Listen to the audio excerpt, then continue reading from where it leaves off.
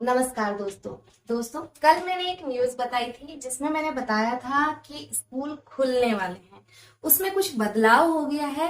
लेकिन उससे पहले मैं आपको बता दूं कि जो मैंने आपको वीडियो में बताया था तो बहुत सारे बच्चे जो हैं खुश थे स्कूल खुलने से, और बहुत सारे दुखी भी थे कि वो स्कूल नहीं जाना चाहते हैं। कि 1.5 साल से बच्चे स्कूल नहीं गए हैं और अब उनका स्कूल जाने के लिए मन भी नहीं है। लेकिन कुछ सिंसियर बच्चे हैं जिनको स्कूल की याद आ रही है और जिनको पता है कि पढ़ाई का महत्व कितना है, कितना नुकसान हो रहा है बच्चों का इस समय।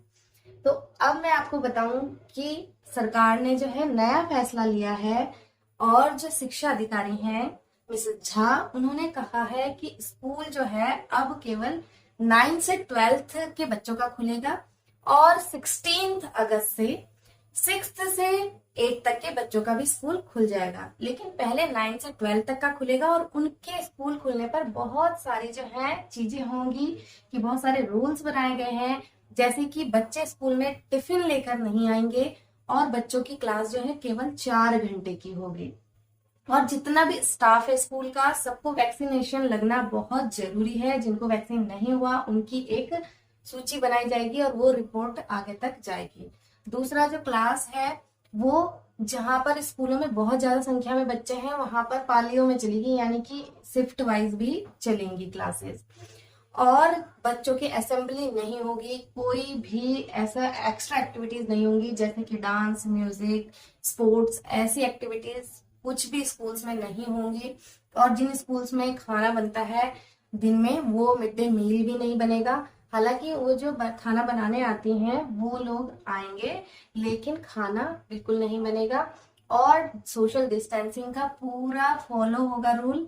दूर दूर बैठेंगे, और ऐसा भी हो सकता है कि इवन और ऑड नंबर में जो रोल नंबर्स होते हैं उनमें स्टूडेंट्स को बुलाया जाए। बाकी किसी भी स्टूडेंट को फोर्स नहीं किया जाएगा स्कूल आने के लिए। ये मर्जी उनके पेरेंट्स की होगी। पहले उनके पेरेंट्स से पूछा जाएगा, और जो भेजने चाहते हैं स्कूल बच्चे वो भेजेंगे, जो नहीं भेजना चाहते हैं और नहीं भेजेंगे।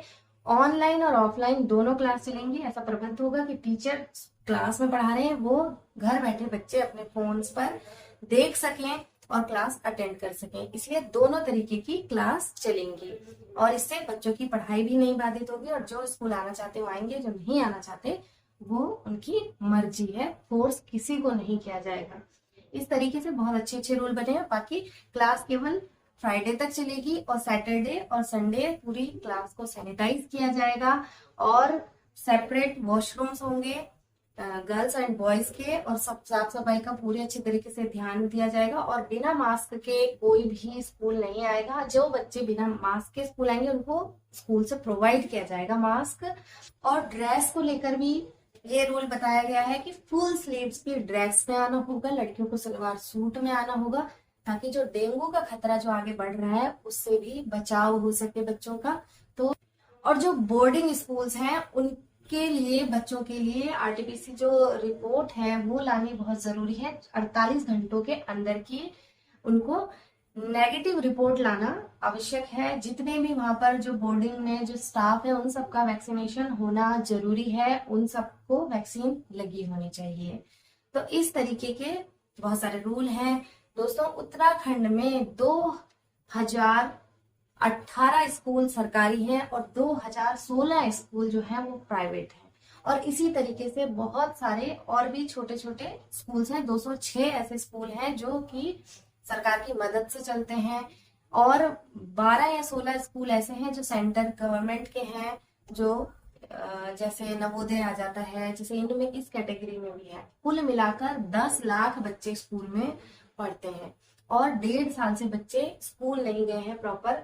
और इन सब में सबसे ज्यादा नुकसान तो वैसे बोर्ड के बच्चों का तो हो ही रहा है, लेकिन सबसे ज्यादा गौर करने वाली बात है जो बच्चे हैं छोटे, जो जिनको अभी स्कूल जाना था और सीखना था, जो कि टीचर से बहुत कुछ सीखते हैं, वो घर पे नहीं इतना कुछ सीख पाते जितना कि स्कूल में दूसरे बच्चों के साथ घुल मिलकर सीखते हैं। उन बच्चों का बहुत ज्यादा नुकसान हो रहा है, क्योंकि यही वो समय था जब उन्हें अक्षर मिला मिलाकर सीखने थे।